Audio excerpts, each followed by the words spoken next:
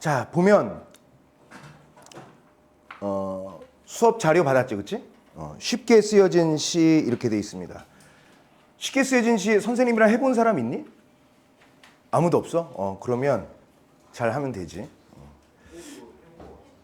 해본 거 같아? 언제? 시험 대비로? 그래? 봐봐, 문학은 이렇게 돌고 돌고 그다음에 학년 구분이 없어요. 자, 그래서 방학 때 선생님이랑 이제 공부한 걸 바탕으로 해서 이제 우리가 교과서에 있는 또는 우리가 시험 봐야 하는 그 대비 과목 작품을 볼 때 얼마나 내가 방학 때 열심히 했는지를 확인해 볼 수 있죠. 일단 쉽게 쓰여진 시 하면 윤동주 시인을 떠올리지 않을 수 없죠. 윤동주 시인은 언제 태어나셨냐면 1917년에 태어나셨어요. 그리고 1945년에 돌아가셨는데 1945년도 8월 15일에는 광복이 있었는데 광복되기 전에 직전에 돌아가셨어요. 그러니까 광복을 못 봤죠. 윤동주 시인이 가지고 있었던 그 괴로운 부분 중에 하나가 뭐 몇 개가 있겠지만 우리가 추측해 보건데 이런 게 있어요. 일단은 창씨개명을 했었습니다. 그걸 잘 모르는 사람들이 많은데 창씨개명을 한 이유가 일본에 유학을 가기 위해서 일단은 창씨개명을 했지만 일제의 대부분의 모든 것들에 대해 찬성한 건 아닙니다. 그러니까 선생님이 이제 윤동주 시인에 비하면 선생님은 이제 후대 사람인데 후손인데 뭐 직접 후손이 아니라 이제 우리 민족의 우리 모두 다 후손 아니겠어? 근데 보면은 괴로웠을 것 같아요. 더더군다나 공부를 좀 해보겠다고 그리고 나라를 잃었을 때 우리는 무엇을 해야 되는지에 대한 고민이 좀 많았을 시절일 텐데 그럼에도 불구하고 본인이 스스로 뭘 이렇게 해내기가 참 어려웠던 그러니까 생애를 보면 1917년에 출생해서 1945년에 돌아가셨으니까 미처 30살도 못 사신 거잖아, 그렇지? 20대까지만 사는 건데 얼마나 많은 고민이 있었겠습니까? 자, 보면 쉽게 쓰여진 시 한번 읽어볼게요. 좀 길고 반전이 좀 있으니까 잘 봅시다. 자, 선생님이 시를 맨 처음에 한번 읊어보는 이유가 선생님이 이렇게 한번 빠르게 읽을 때 그때 여러분들은 뭘 해야 되냐면 연필이나 샤프로 살짝살짝 선생님이 읽는 거에서 이거는 무슨 표현이야? 이것은 뭐지? 이런 거 체크할 수 있는 거 우리가 여지껏 많이 공부해왔잖아, 그렇지? 체크할 수 있는 것들이 뭔지 살짝 체크하고 선생님이 설명할 때 내가 이 작품에서는 내가 이 정도 선생님이 설명하시기 전에 이 정도 내가 충분히 마킹했구나 체크했구나 이런 거 공부하는 거예요. 그래서 이제 선생님 수업이 여러분들에게 필요한 이유이기도 하지. 자, 창밖에 밤비가 속살거려 육첩방은 남의 나라. 시인이란 슬픈 천명인 줄 알면서도 한 줄 시를 적어볼까? 땀내와 사랑내 포근이 품긴 보내주신 학비 봉투를 받아 대학 노트를 끼고 늙은 교수의 강의를 들으러 간다. 생각해보면 어린 때 동무들 하나 둘 죄다 잃어버리고 나는 무얼 바라 나는 다만 홀로 침전하는 것일까. 인생은 살기 어렵다는데 시가 이렇게 쉽게 쓰여지는 것은 부끄러운 일이다. 육첩방은 남의 나라 창밖에 밤비가 속살거리는데 등불을 밝혀 어둠을 조금 내몰고 시대처럼 올 아침을 기다리는 최후의 나는 나에게 작은 손을 내밀어 눈물과 위안으로 잡는 최초의 악수 이렇게 되어 있습니다. 자, 몇 개 정도 체크했을까? 보니까 좀 흔적들이 좀 있는데 한번 내용 분석을 같이 해봅시다. 창 밖에 밤비가 속살거려를 통해서 선생님이 쥐어짤 수 있는 거 다 얘기해 줄게요. 일단은 창 밖에 밤비가 속살거려에서도 설명할 수 있는 게 많아. 창 밖에 밤비가 내린다라는 것은 화자는 어디에 있는 거야? 창 안에 있는 거예요. 그치? 그러면 창 안이니까 방이라는 공간이겠죠? 밑에 방이라는 게 있죠. 육첩방은 남의 나라. 그러니까 육첩방은 창밖에 밤비가 내리는데 밤비를 맞는 것이 아니라 방 안에서, 육첩방 안에서 밤비를 느끼고 있는 거죠. 그렇죠? 육첩방은 화자가 있는 공간적 배경이고요.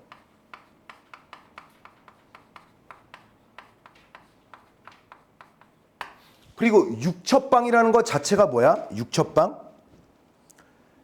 일본식 방을 얘기하는 거예요. 일본식 방, 다다미 방을 얘기하는 거야. 그래서 육첩방이라고 한다면 일본식의 방이고요.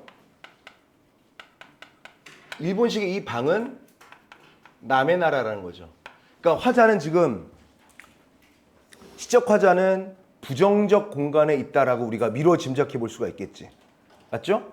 그런데 이 공간적 배경에서 뭘 느끼고 있느냐면 창 밖에 밤비가 속살거린대요.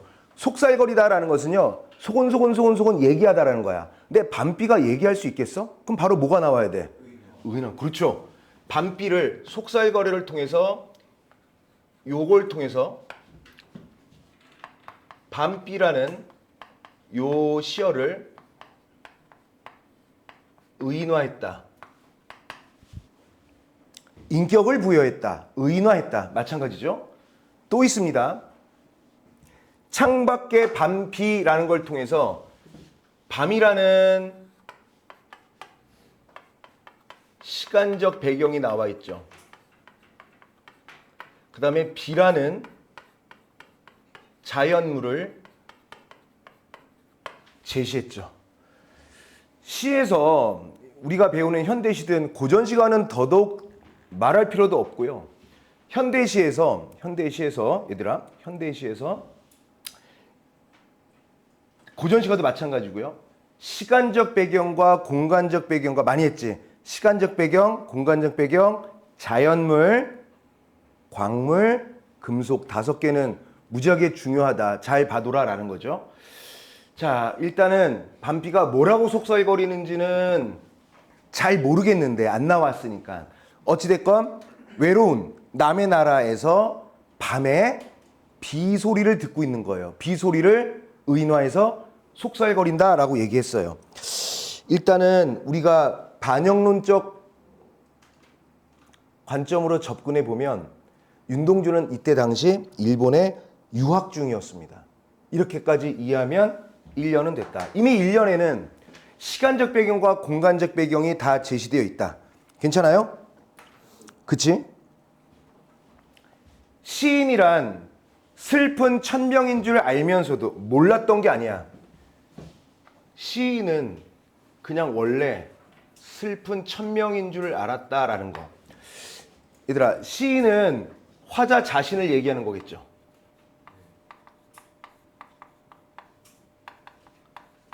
그리고 요 시어에 좀 집중해 보세요. 슬프다라고 했어요. 그리고 이 슬프다라는 것은 뭘 꾸며주냐면 천명. 천명은 하늘이 부여한, 하늘이 내린 운명이죠. 그러니까 화자의 인식은 어떤 것이 있느냐면 이 시대, 일제강점기 시대를 살아가는 지금은 시인으로서 살아간다는 것 자체가 슬픈, 하늘이 부여한 슬픈 운명일 수밖에 없다라는 거예요. 그러니까 이 슬픈 천명은요, 하늘의 운명이고요. 이 하늘의 운명은 현재 처한 화자의 처지인 거죠. 이걸 좀 더 개념적으로 설명하면 화자는 슬픈 천명을 가질 수밖에 없다라는 상황적 인식이 바탕에 깔려 있는 거예요. 나는 어쩔 수 없어. 나는 시인이니까, 이 시대를 살아가는 데 있어서 나는 시인이니까 나는 원래 슬플 수밖에 없어. 그럼에도 불구하고 한 줄 시를 적어볼까 해서 시를 적겠다라는 겁니다. 여기서 좀 더 심화해서 한번 이해해보자. 그렇다면 왜 화자는, 이 시대를 살아가는 시인은 왜 슬픈 천명을 받은 존재일 수밖에 없는가를 한번 생각해 보세요. 시인은 고작 할 수 있는 것이라곤 시를 쓰는 거다라고 인식하고 있는 거예요. 근데 나라를 빼앗겼습니다. 나라를 빼앗겼는데 이런 서정시 따위가 국권 회복이라든가 불쌍하게 외세의 어떤 폭압, 그 다음에 어떤 제국주의의 폭력에 쓰러져 갈 수밖에 없었던 그런 상황들에 무기력하게 반응할 수밖에 없는 게 시인이 시를 쓰는 행위겠죠. 그러니까 민족, 우리 백성, 우리 나라를 위해서 시인이란 존재는 그닥 큰 도움이 되지 못한다. 그러므로 슬픈 운명을 받을 수밖에 없는 존재다라는 거야. 그러니까 자신은 뭐밖에 할 수밖에 없어. 시밖에 쓸 수밖에 없겠죠. 그래서 시를 적어 본다는 거예요. 자, 여기까지 괜찮죠? 그러면 여기서 내가 더 내려가지 않을게. 우리 방학 때 배웠던 걸 총동원해서 선생님이 꼼꼼하게 준비해온 그러니까 수업 내용 잘 한번 이해해 보세요. 모르면 질문하고요. 자, 선생님이 지금 1년을 읽었어요. 1년에서는 우리가 뭘 확인할 수 있지? 화자가 처한 시간적 배경과 공간적 배경을 알 수 있었어요. 그리고 공간적 배경이라는 것은 외부가 아니라 실내. 시간은 밤이에요. 밖에는 비가 내리고 있죠. 비가 내린다는 것은 되게 중요한 자연물. 아, 다행이다. 비를 피해서 다행이다. 아니면 와, 밤이니까 뭐 배고프다. 야식 시킬까? 이런 게 아니라 자기 자신을 어떻게 생각하는 거야? 슬픈 운명을 지닐 수밖에 없는 존재라고 하죠. 그래서 이거를 이렇게도 설명할 수 있습니다. 화자 자신은 운명론적 인식을 하고 있는 거예요. 내가 뭘 해볼 수는 없겠다. 이 시대를 살아가는 시인은 슬플 수밖에 없으므로 여기까지 잡았어요. 자, 조금 더 디테일하게 잡아볼까요? 이런 거 있어요. 그러면 시를 적는다는 게 그냥 공장에서 물건 찍어내듯이 시야 이렇게 할 수는 없는 거죠. 자기의 마음, 영혼, 자기의 생각, 자기의 철학, 자기의 사상들을 끌어내는 거잖아요. 끌어내는 데 있어서 이 밤이라는 시간은 화자가 시를 쓰기 좋은 조건이에요. 그래서 밤이라는 시간적 배경은 화자가 한 줄 시를 적기 위해 최적화된 시간적 배경이다. 하나 더, 비가 속살거려? 얘기할까? 이거 청각적 심상입니다. 속살거리니까.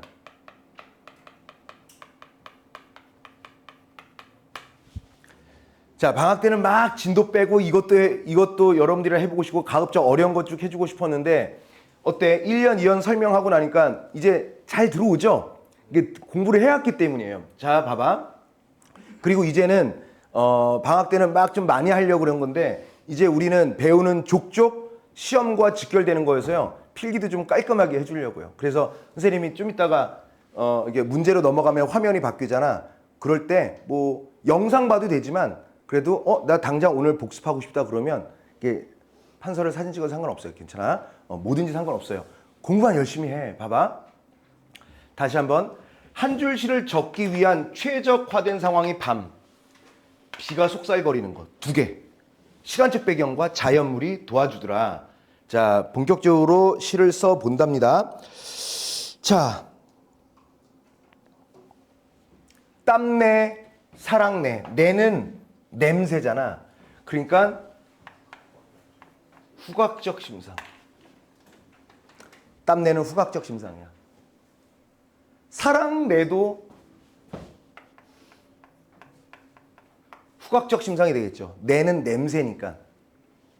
그런데 땀내는 그래, 땀 냄새 알잖아. 우리 운동 많이 하고 뭐 땀 흘리거나 그러면 땀 냄새가 나잖아요. 근데 대체 사랑내라는 건 뭐야? 사랑내. 사랑이라는 건 되게 추상적인 건데 땀은 있잖아요. 땀. 뭐 이렇게 점액질의 액체, 땀. 몸에 나온 체액이잖아요. 그렇지? 그럼 구체적인 거라고 얘기할 수 있어요. 근데 사랑이라는 것은 뭐 무슨 색인지, 액체인지, 고체인지, 기체인지도 잘 모르겠고 뭐 색깔도 없고 무게도 없으며 그냥 사랑이라는 단어는 명사 중에서도 보통 명사가 아니라 추상 명사거든요. 근데 추상 명사에 냄새를 붙일 수 있나? 그래서 이런 사랑내 같은 경우는 사랑이라는 추상적인 시어, 사랑이라는 추상적인 개념을 냄새를 맡을 수 있는 것으로 얘기한 사랑내, 땀내는 아니에요. 근데 사랑내만큼은요, 추상적인 대상을 구체화하였다. 이렇게 설명할 수 있죠. 구체화 어떻게 했는데요? 어떻게 하긴 후각화한 거죠. 냄새가 안 나는 것을 냄새가 나는 것처럼 표현했기 때문에 추상적인 대상을 구체화하였다, 후각화하였다 이렇게 하면 되겠죠. 그러면 지금 아까 1년과 2년에서 화자가 유학생활을 하면서, 즉 일본에서 유학생활을 하면서 밤이라는 시간대에 밤비가 속살거리는 그때 창 안에서 본인의 슬픈 운명임을 인식하고 그럼에도 불구하고 시를 써보겠다라고 하면서 떠올린 걸 보니까, 유학했다는 걸로 보니까 학비가 필요할 거 아니야? 뭐 등록금도 필요할 거고, 먹고 사는데 하숙비도 좀 필요할 거고, 책값도 필요할 거고, 밥값도 필요할 거고, 그러면 돈이 필요하잖아요. 보니까 땀내와 사랑내는 긍정이죠.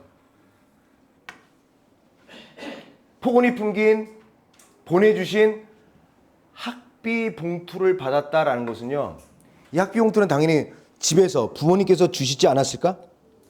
맞죠? 그러면 얘는 시를 적어볼까 하고 시를 썼는데 처음에 떠올린 건 부모님의 정성, 애정, 부모님의 사랑을 여기서 느낀 거예요. 그치? 그런데 좋아, 공부 열심히 해야지. 여러분들 부모님께서 열심히 학원에서 공부하라고 학교 말고 학원을 따로 보내주신 것처럼 정성과 사랑, 애정 뭐 이런 게 다 깃들여 있단 말이야. 그리고 나서 좋아, 일본 대학생이 됐으니까 대학 노트를 끼고 여기까지 좋은데 굳이 교수의 강의를 들으러 간다라고 했는데 굳이 늙은 교수라고 한 이유는 뭘까? 늙은 교수의 강의라고 한 이유는 뭘까요? 거의 오래전의 지식,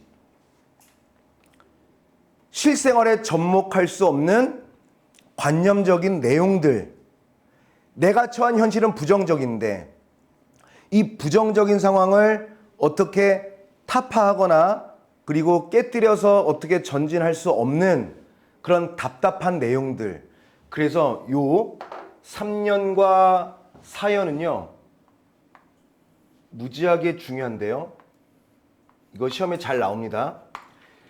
부모님께서는 이렇게 정성과 애정과 사랑을 덧붙여서 학비봉투를 주셨는데 그 학비봉투를 받고 내가 추구하고자 하는 학문을 배우지 못하고 있다는 말이에요. 그러니까 부모님이 주신 사랑에 비해 내가 원하는 강의를 듣고 있지 못하다. 그러니까 이것을 뭐라고 정리하면 좋으냐, 이런 거죠. 이 부분은요, 현실적인 상황과는 매우 동떨어진 유학 생활을 하고 있군. 이거조차 갈등인 거죠. 지식인으로서 나라를 뺏긴 이 상황을 어떻게 어떤 지혜와 어떤 방법과 어떠한 전략 전술로 뭔가를 하고자 하는데, 그러려고 창씨 개명하면서까지 일본에 유학 왔는데 와서 배우는 거라곤 늙은 교수의 강의라고 하는 거예요. 그래서 늙은 교수의 강의는요, 화자가 원하는 강의가 아니라 화자가 추구하지 않는 그런 강의예요. 이걸 들으러 가니 굉장히 괴리가 있죠. 그래서 현실과 괴리된 거다. 하나 더 적을게요. 얘랑 똑같은 거. 동떨어지다. 현실과 괴리된 강의인 것이다. 그러니까 얘는 부정적인 거예요. 현실의 부정적인 것을 뭘 이렇게 해낼 수가 없는 거야. 자, 5연으로 넘어갈게요. 부모님이 보내주신 봉투로 했는데 뭐야 상관없는 거잖아. 그 다음에 또 옛날 얘기를 합니다.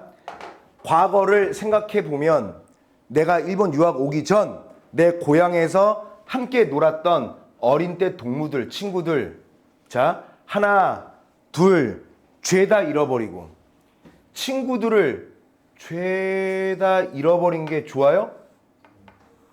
안 좋죠. 이것 또한 부정이겠죠. 어떻게 왜 잃어버렸는지는 잘 모르겠어요. 그런데 이럴 수도 있죠. 일제강점 하에서 그 일제에 대해 저항을 하다가 죽임을 당하거나 고문을 당한 친구들도 있을 수도 있고요. 아니면 어디론지 사라진 친구들도 있을 것 같고요. 심지어는 일제에 부역하는 친구들도 있을 수도 있겠죠. 그러니까 선생님이 지금 나열한 그냥 예상한 거예요? 아니면 아무것도 안 했는데도 일제의 어떤 폭정, 그 폭압적인 지배에 의해서 희생을 당한 친구들도 있겠죠.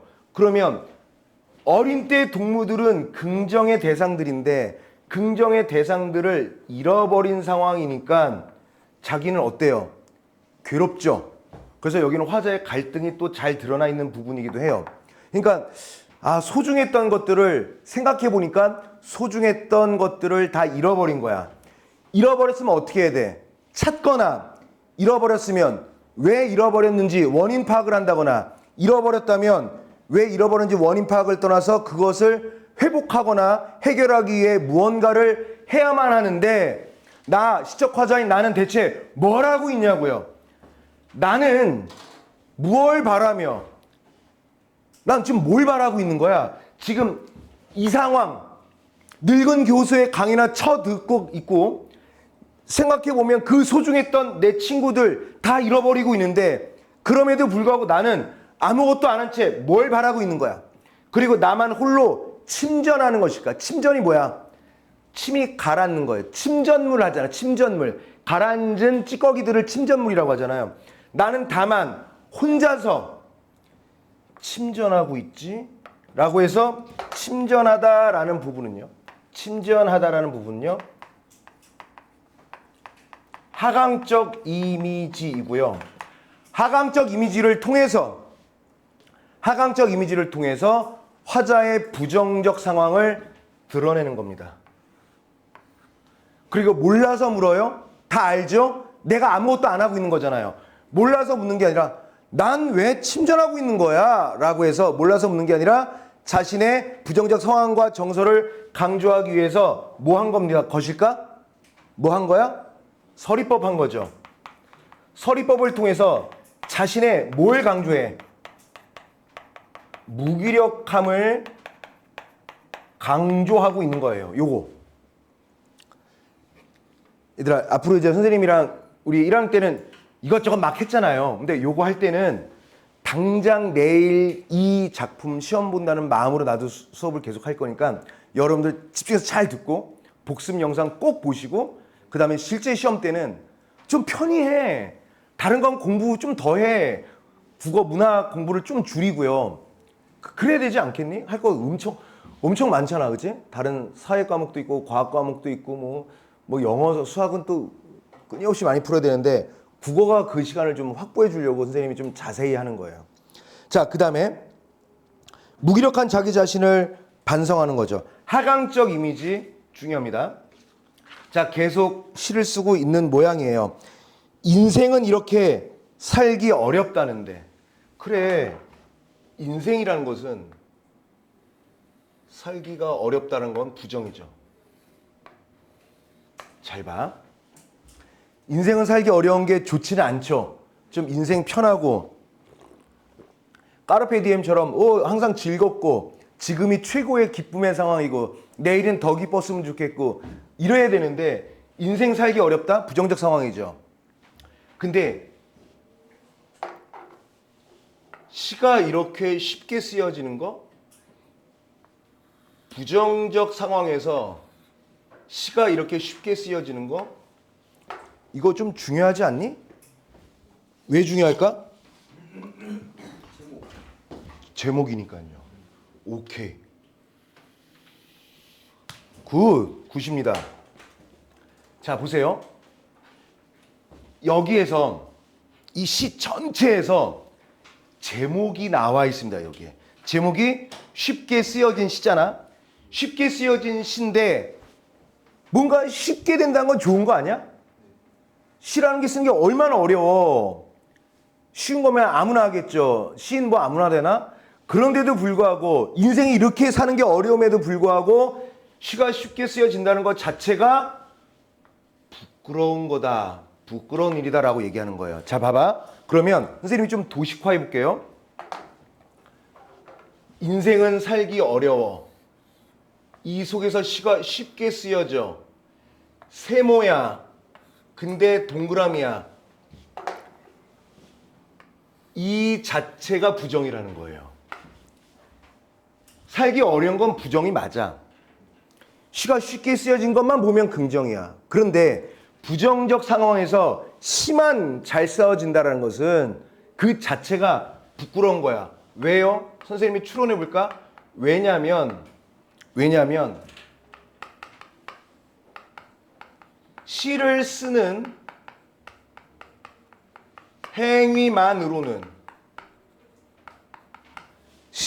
행위만으로는 현실에 처한 문제를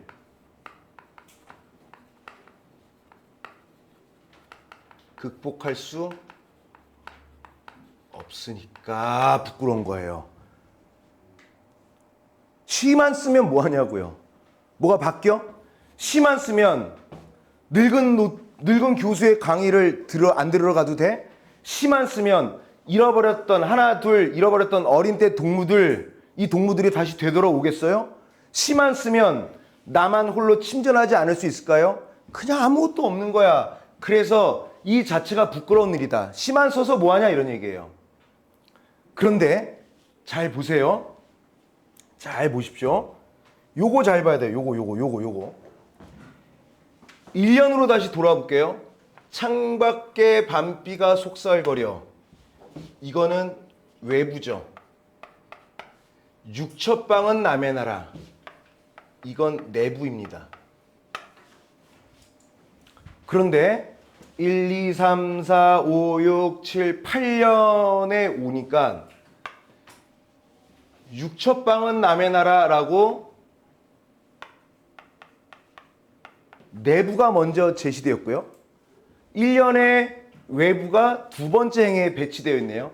창밖에 밤비가 속살거리는데 외부입니다. 일단 요거 엄청 중요한 거 체크를 일단 해놓고요. 여기와 관련한 설명은 조금 더 자세히 조금 이따가 할게요. 왜요? 그 뒤에 걸 봐야 돼요. 얘는요. 일단 크게 보면 1행과 2행의 위치가 8년에 와서 이렇게 바뀌었죠.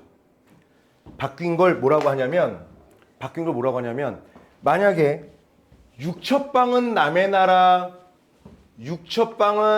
나라 얘만 보면 뭘 알 수 있어? 동일한 시행의 반복 이렇게 볼 수 있죠. 얘만 보자면. 그런데 창밖에 밤비가 속살거리는데 이렇게 하면 동일한가요? 거리는데 좀 다르죠. 그래서 완벽하게 똑같지 않으면 동일한 시행이라고 하지 않아요. 이럴 때는 유사한 시행의 반복 이렇게 정리할 수가 있겠지. 그 다음에 또 이렇게도 설명이 가능합니다. 얘랑 1년과 얘랑 8년을 이렇게 보면 뭔가 위치도 좀 다른데 그리고 완벽하게 행이 똑같지 않은 것도 하나가 있는데 조금 다른데 어찌됐건 얘랑 문장 구조는 좀 비슷하지 않아? 그래서 이걸 뭐라고도 얘기해도 되냐면 유사한 통사 구조의 반복 이렇게 얘기해도 됩니다. 괜찮을까? 이걸 조금 더 근사하게 한번 얘기해 볼게요. 봐봐. 만약에 뭐 어떤 대중가요 노래 가사 중에 이런 게 있다고 칩시다. 뭐 사랑해 너를 많이 사랑해 이런 게 있다고 칩시다. 사랑해 너를 많이 사랑해. 너를 많이 사랑해. 사랑해 너를 해도 되죠? 음악으로 따지자면. 그러니까 이거는 뭐야? 조금 원래의 틀이 이건데 크게 변형하지 않는 상황에서 조금 바꿔놨죠. 위아래를 바꾼다라든가 어미를 좀 바꾼다든가 했죠. 이런 걸 뭐라고 하냐면 변주를 통해 리듬감을 부여했다라고 해도 돼요. 변주한 거예요. 변주. 기본 멜로디를 갖고 있는데 그걸 조금 더 뭐 애드립이라든가 뭔가를 사용해서 변화를 주는 거예요. 변주는요, 당연히 반복처럼 리듬을 부여하고요, 의미를 강조하는 효과를 가져와요. 괜찮을까? 네. 자, 나머지 핵심적인 거 하나는 조금 있다가 다 하고 알려줘야 돼요. 자, 구연으로 갑니다. 지금 밤이라는 상황은 어때? 밤이라는 상황, 밤에 대해서 이제 문제가 많이 나올 거고 되게 중요한 시험인데, 일단 밤 하면 이제 여러분들이 한번 얘기해요. 밤 하면 시간적 배경이죠. 밤 하면 시를 쓰기에 되게 좋은 상황은 맞죠.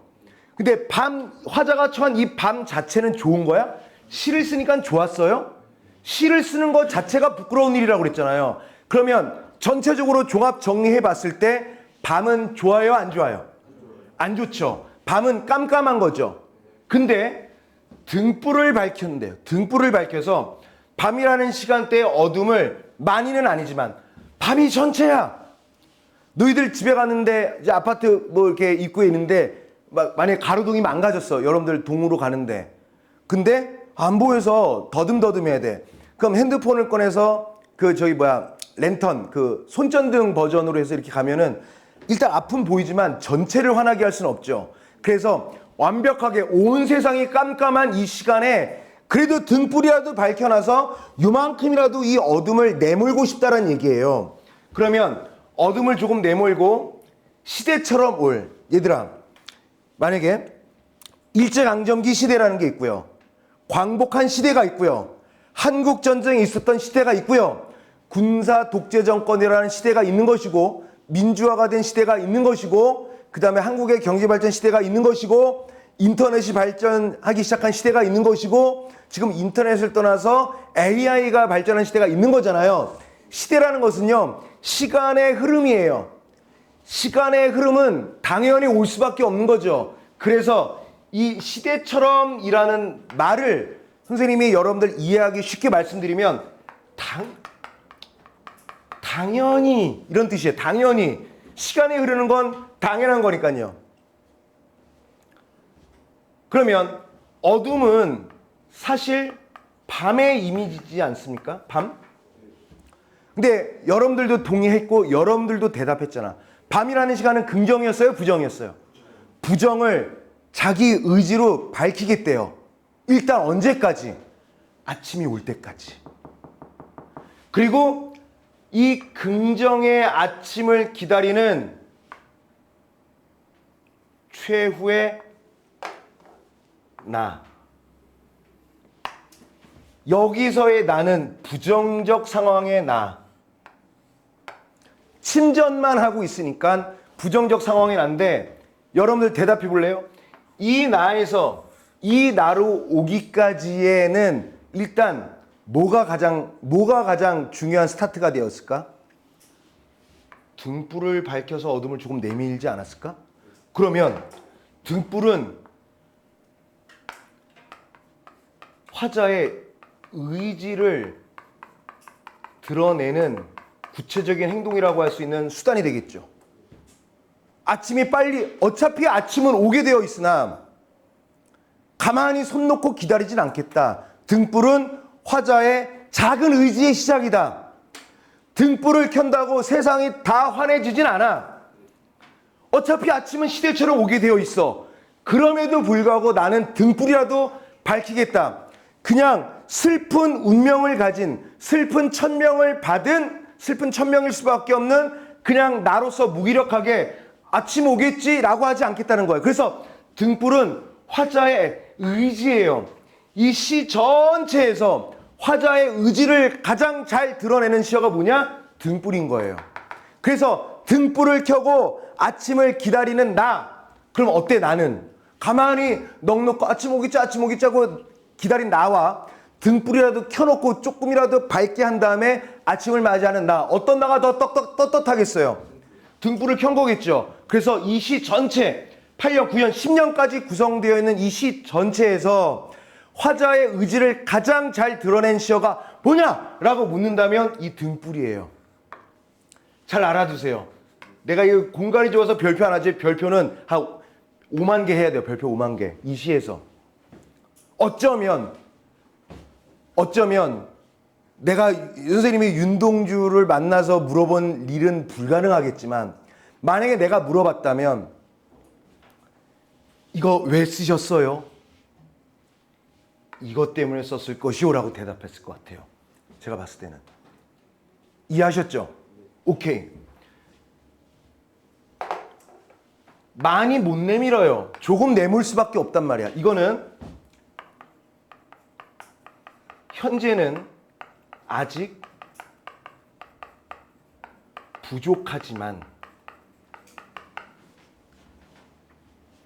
그래도 시대처럼 당연히 반드시 우리가 기다리는 광복의 의미인 아침. 아침을 기다리는 최후의 나. 그래서 긍정의 나로 탈바꿈하는 겁니다. 이해하시겠어요? 네. 그래서 봐봐. 더 중요한 거. 나는 나에게가 있는데요. 나는 나에게가 서로 다른 납니다. 나는 이러한 의지를 가진 나는 현실에 처한 나에게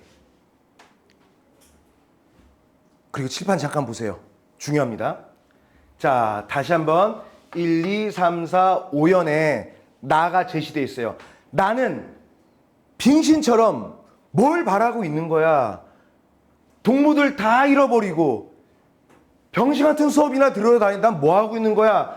나는 뭐에 혼자 깔아앉고 있는 거야? 침전하고 있는 거야? 라고 괴로워하고 있잖아요.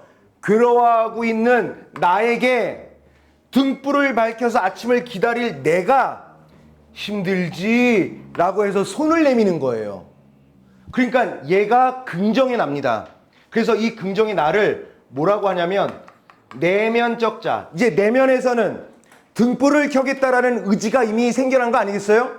그래서 내면적 자아가 현재 부정적인 상황에 놓여 있는 현실적인 자아에게 힘내 이 새끼야 하고 내가 나에게 손을 내미는 거예요. 그래서 분리되었던 자아가 긍정으로 합쳐지는 겁니다. 그래서 눈물과 위안으로 잡는 고생했지, 힘들었지, 이제 의지를 가져보자 라는 게 눈물과 위안이에요. 그래서 화자가 원한 최초의 악수예요. 그래서 최초의 악수 부분에는요, 분열되었던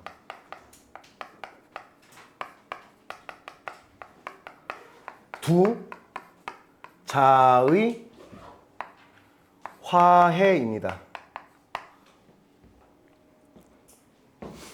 그리고 이것은 현실을 극복하고자 하는 의지가 되겠죠. 괜찮을까요? 괜찮아? 자, 설명이 안 끝났습니다. 이제 마지막 하나 남았어요. 이거 중요하다고 했는데 선생님이 잠깐 멈추고 설명 다 한 다음에 정리해 줄게 라고 한 거예요. 자, 봐봐. 다시 1년을 보면 외부의 상황을 얘기하고 내부의 자기의 모습을 얘기했어요. 유 하다가 8년에 와서 1년에 나와있던 1행과 2행의 위치를 바꿨죠? 동일한 시행을 반복하면서 유사한 시행을 반복하면서 유사통사 구조를 반복하면서 변주하면서까지 8년에서 바꿔놨죠? 그리고 나서 뭐가 된 거야? 9년, 10년에는요. 의지가 있었죠? 그러면 외부에서 내부로 소개한 게 몇 년이었어? 1년이었죠. 그리고 부정적인 내용을 진행하다가 내부에서 외부로 가지 않았어? 내부에서 외부를 소개하면서 이게 몇 년이었어요? 8년이었죠. 그리고 여기서는 부정적 상황이었다가 여기는요 긍정적인 의지가 있었던 거죠. 그러면 봐봐. 외부라는 것은 시련이지만 고통 속에서 내부가 여기 연결되잖아. 이렇게. 그래서 외부로 의지를 드러내는 것이다 라고 봐도 돼요. 쉽게 쓰여진 승리 다시 해줄까 선생님이? 오케이. 다 괜찮아. 다시 해줄게. 자, 그냥 내용 다 일단은 살짝 잊어도 되고요. 요것만 봐봐. 단언컨대 쉽게 쓰여진 시를 이렇게 설명하는 사람 많이 없다. 잘 봐봐. 내용 다 살짝 잊어도 좋아요. 외부를 얘기했다가 바깥을 얘기했다가 안을 얘기했어. 그 다음에 막 괴로워. 친구들 어디 갔지? 엄마 아빠가 어떻게 준 학비인데 내가 이딴 걸 들고 있지? 다 잃어버렸고 나만 혼자 다운되고 있어. 시가 왜 이렇게 쉽게 쓰여져? 연병. 하고 내부를 계속 생각하고 있잖아. 근데 뭐야? 다시 요 상황에서 밖으로 빠지는 거예요. 시선을 다시 외부로 돌리면서 나 아침 기다릴 거야. 그냥 오지 않아. 어차피 올 아침이지만 나는 미약하나마 나의 힘을 좀 더 보태서 이 아침을 기다리는 멋진 나가 될 거야. 하면서 밖으로 그 의지를 펼친다라고 봐도 되는 거예요. 아시겠죠? 그래서 요거를 많이 변형해서 문제 내실 거예요. 예상컨대 이런 표를 학교에서 내시든가 이런 표를 좀 변형하시든가 해서 반드시 문제가 나올 겁니다. 근데 여러분들 오늘 수업을 잘 들으셨으니까 어떻게 나와도 다 맞출 수 있는 거죠. 최후에 나는 그래서 어때요? 의지를 지닌 긍정적인 것이고요. 반비라는 것과 결국에 이 반비는 어둠, 그 다음에 비, 부정이었죠. 그 다음에 반비랑 그 다음에 어딨어? 어딨냐? 어둠, 얘도 부정이죠.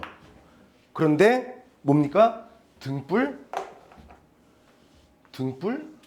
그 다음에 아침, 얘는 긍정이죠. 그래서 부정적인 의미를 상징하는 걸 대표적인 걸 꼽아라 라고 한다면 밤비와 어둠이고요. 그 다음에 등불과 아침이겠죠. 얘는 부정을 상징하는 거고 얘는 긍정을 상징하는 겁니다. 괜찮아요? 이 악수라는 요것은요, 핸드쉐이크 악수라는 것은요, 이거는 화해. 분열되었던 두 자아가 드디어 하나로 화해한다. 이렇게 생각하시면 돼요. 괜찮나요? 좋습니다. 자, 혹시 질문? 괜찮아? 좋습니다.